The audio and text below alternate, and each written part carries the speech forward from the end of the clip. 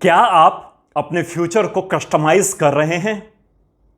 क्या आप भविष्य का निर्माण करने की तैयारी कर रहे हैं कि नहीं कर रहे हैं?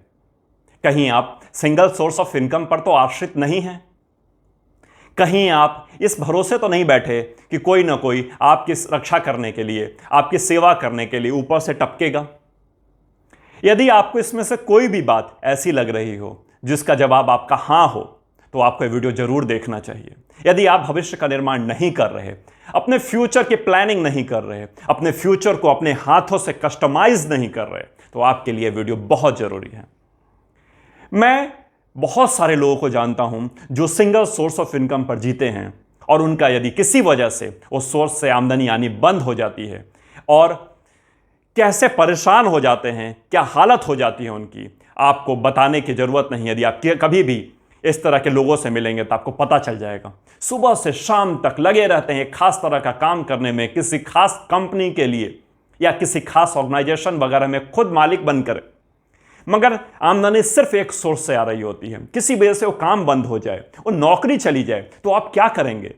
अपनी सेविंग खत्म हो जाए तो क्या करेंगे? क्या आपको नहीं ऐसा करना चाहिए कि आपको डिफरेंट सोर्स पर काम करना चाहिए, डिफरेंट सोर्स ऑफ आमदनी पर काम करना चाहिए? मैं बहुत सारे लोगों को जानता हूं जो इस तरह की गलतियां, इस तरह की भूल कर रहे हैं। अपने फ्यूचर को कस्टमाइज नहीं करते, अपने फ्यूचर को वर्तमान पर छोड़ दिया है। जैसे बनाएगा वर्तमान वैसे बनने देंगे। मेरे एक मित्र हैं जिनके यहां मैं गया था। उसी दिन उन्होंने अपने बेटे को पॉकेट मनी दी थी। उनका बेटा बहुत ज्यादा एक्साइटेड था, उसको खुशी का ठिकाना नहीं था, उसने कुछ कमाया था। मैंने उसको उत्सुकता बस पूछ दिया, तुम इस पैसे का क्या करोगे? उसने बोला खर्च कर दूंगा। मैंने बोला सारा का सारा खर्च कर दोगे? उसने बोला हां, क्यों ना करूं, मैंने इस पैसे को कमाया है। मैंने बोला मैंने कभी नहीं बोला कि तुमने नहीं कमाया, बिल्कुल तुमने इस पैसे को कमाया है। मैं मगर बस इतना जानना चाहता हूं तुम सारा क्यों खर्च कर दोगे? उसके पिता ने इंटरफेयर किया। उसने बोला अरे यार थोड़े से तो पैसे हैं, खर्च कर लेने दे, इसमें भी क्या रूल? मैंने बोला पहले तू बता, तुझे पता भी है कि नहीं कि पैसे को खर्च कैसे किया जाता है जो आपकी डायरेक्ट आमदनी आई है? उसने बोला नहीं, मुझे कभी किसी ने बताया नहीं। मैंने बोला तुझे कभी किसी ने बताया नहीं, इसलिए तूने अपने बेटे को सिखाया नहीं, इसीलिए आज तू इस बात को डिफेंड कर रहा है कि खर्च कर देने दे पूरा। मैंने कहा मैं चाहता हूं कि तुम सीखो एक बार जो मैं बताना चाहता हूं, क्योंकि मैं बहुत लोगों को ट्रेनिंग देता हूं, मैं बहुत लोगों को समझाता हूं कि क्या करना चाहिए। तुम तो मेरे अपने हो। मैंने कहा 70-30 का रूल चलता है, 70-30 का रूल चलता है आमदनी में। 70% खर्च किया जाता है, 30% को 3 टाइम्स डिवाइड किया जाता है, 10-10 भागों में। पहला 10% आपको अपने कम्युनिटी सर्विसेज के लिए रखना चाहिए। उस पैसे को उन लोगों के लिए रखना चाहिए जो असमर्थ हैं, मजबूर हैं। वैसे बच्चे जिनके पेरेंट्स नहीं रहे, जो मजबूर हैं इस तरह की जिंदगी जीने के लिए जिसमें कि उनको नहीं पता कल क्या खाएंगे, उनको नहीं पता कहां सोएंगे, कहां रहेंगे। माता और पिता दोनों गुजर गए हैं और अनाथ हो गए हैं वो बच्चे। उनके लिए आपको पहला 10% रखना चाहिए।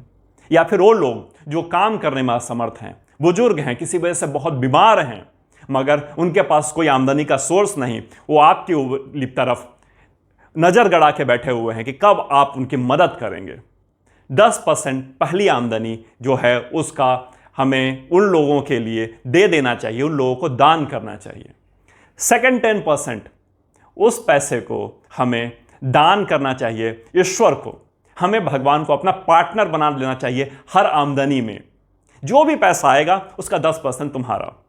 अगर आपने ये टेंडेंसी रख ली कि मेरा पार्टनर जो है ईश्वर खुद हैं, तो आपको कभी भी किसी भी काम में नुकसान नहीं होगा। हमेशा आप बरकत करेंगे, हर जगह आपको ग्रोथ मिलेगी, कभी आपको डाउनवर्ड देखना नहीं पड़ेगा। तो सेकंड 10% आप जिसको भी मानते हो उसको दान कीजिए। हो सके तो गुप्त कीजिए, ना हो सके आपको ढिंडोरा पीट के मजा आता है करने में, तो जैसे आपको सही लगे, मगर अगला 10% दान कीजिए। तीसरा 10% उसको इन्वेस्ट कीजिए अपने ऊपर, अपने लिए, अपने कल के लिए। बॉन्ड खरीदिए, शेयर खरीदिए, म्यूचुअल फंड खरीदिए, रेकरिंग अकाउंट खुलवाइए, एफडी कीजिए, या जो आपको सही लगता है जहां आप इस पैसे को जमा कर सकते हैं वहां जमा कीजिए। घर में मत रखिए, सेविंग अकाउंट में मत रखिए, कुछ नहीं बढ़ना उसमें। क्योंकि यदि आप बहुत ही छोटी उम्र से पैसे बचाना शुरू कर देंगे, पैसे को जमा करना शुरू कर देंगे, उसका कंपाउंडिंग शुरू कर देंगे, तो एक समय ऐसा आएगा जब आप 35 साल से 40 साल की उम्र में ही आप फिनेंशियली इंडिपेंडेंट हो जाएंगे। आपको किसी के तरफ झांक कर देखना नहीं पड़ेगा कि वहां से मेरा सोर्स आएगा पैसे का। डायरेक्ट सोर्स एक जगह से आना तो शुरू हो जाएगा आपके पैसिव इनकम के रूप में, कंपाउंडिंग के थ्रू। यदि आपने स्टार्टिंग 15 साल से शुरू कर दी है तो आप अपने बच्चों को सिखाइए इस चीज को। यह आपका कर्तव्य है, यह आपकी जिम्मेदारी है। यदि आप अपने बच्चों को यह बात नहीं सिखा रहे हैं, आप उनको कुएं में ढकेल रहे हैं। खुद तो आपने किया नहीं और बच्चों को आप सिखा नहीं रहे हैं। दो वजह हो सकती है, आपको पता नहीं था, अब तो आपको पता है, कम से कम अब तो सिखाइए। और बाकी बचे हुए 70% उसको खर्च कीजिए, मगर खर्च इस तरह से कीजिए कि आपके किए गए खर्च की वजह से समाज का, मानवता का नुकसान ना हो। कुछ ऐसा मत कीजिए जिसकी वजह से समाज का नुकसान होता हो, मानव जाति का नुकसान होता हो। इसी तरह से हमें अपने आय हुई आमदनी को खर्च करना चाहिए। हर व्यक्ति को उसी तरह से खर्च करना चाहिए। यदि कोई भी इसके अलावा कोई और पैटर्न ले रहा है, सेविंग को बढ़ाना चाहे तो बढ़ा दीजिए। आपको लगता है कि आमदनी आपकी बहुत ज़्यादा है और उतना खर्च नहीं किया जाना चाहिए तो सेविंग बढ़ा दीजिए। कभी भी जीवन में उधार अपनी लग्जरी के लिए मत लीजिएगा, अपनी लग्जरी के लिए। मैं तो कहता हूं जिस घर में आपको रहना है उसके लिए भी आपको उधार लेने का कोई अधिकार नहीं। यदि आपके पास इतना पैसा नहीं है कि आप घर खरीद सकें तो आपको उधार लेकर घर नहीं लेना चाहिए। हाँ, यदि आप घर ले रहे हैं उसको इन्वेस्टमेंट के लिए, बिल्कुल उधार लेके घर लीजिए, चलता है तो यह तो जरूरी भी है। मगर क्रेडिट कार्ड का यूज, क्योंकि क्रेडिट कार्ड एक तरह का उधार है, मत कीजिए। उधार करेंगे आपकी हैबिट में आपके ब्रेन इसी तरह से डेवलप हो जाएगा कि आपको उधार करने की मेंटेलिटी बढ़ती चली जाएगी। एक छोटी सी कहानी सुनाता हूं, बड़ी प्रिय कहानी है मेरी। एक व्यक्ति एक रास्ते से गुजर रहा था।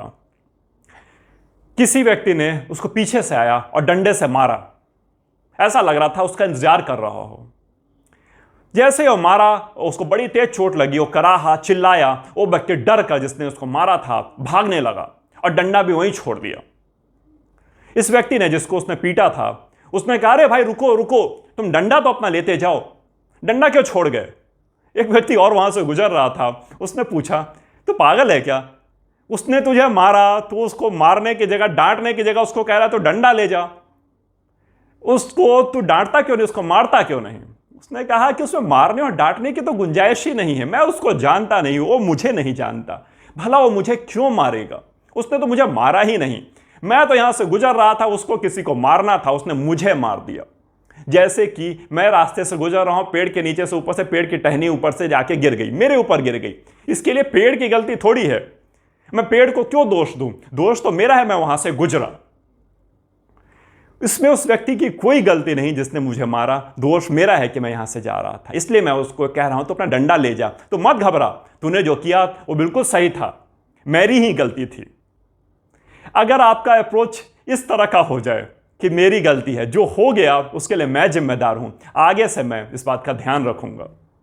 भविष्य के निर्माण के लिए, फ्यूचर को कस्टमाइज करने के लिए यदि आज आप तैयार हो गए हैं, तैयार होने लगे हैं, तो आपको भविष्य सुख में खुशहाल बनाने से कोई नहीं रोक सकता। आपको करना चाहिए, आपको तैयारी करनी चाहिए, आपको अपने भविष्य का निर्माण करना चाहिए।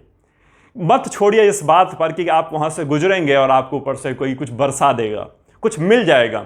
जरूरी नहीं है डंडा ही बरसे, पैसा ही मिल जाए, इस उम्मीद में कभी मत रहिए। अपना निर्माण खुद कीजिए, अपने रास्ते खुद बनाइए, अपना भविष्य का निर्माण खुद कीजिए, दूसरों के भरोसे मत रहिए। कोई और नहीं आएगा आपकी मदद करने के लिए यदि आप अपनी मदद करने के लिए खुद तैयार नहीं हैं। तो कभी भी ऐसा नहीं होता कि आप अपना निर्माण करना चाहें और दूसरा आपका बर्बाद कर दे। यदि आपने डिसाइड कर लिया है, आपने अपने बच्चों को इस तरह से गाइड किया है, इस तरह से ट्रेन किया है कि आपको अपना भविष्य निर्माण खुद करना होगा, फ्यूचर को कस्टमाइज करना होगा, तो कोई उसका भविष्य बिगाड़ नहीं सकता। कोई ऐसा आ नहीं सकता जो उसको डंडा मार दे रास्ते में क्योंकि उस रास्ते से जो गुजरने वाला उसको डंडा पड़ने वाला था। यदि वो डंडा पड़ेगा भी, मान लीजिए वक्त का एक थपेड़ा पड़ ही गया, तो इतनी सेविंग होगी, इतना कंपाउंडिंग हो चुका होगा 25 साल 30 साल में, कि 15 साल से यदि किसी ने शुरुआत कर दी है तो 30 लगभग 40 साल तक 25 साल का समय हो जाता है। इतना जमा हो गया होगा कि आपको थपेड़े भी बर्दाश्त करने की हिम्मत आ जाएगी। चलिए, उम्मीद करता हूँ अच्छा लगा होगा वीडियो। मिलता हूँ बहुत ही जल्दी नए वीडियो में।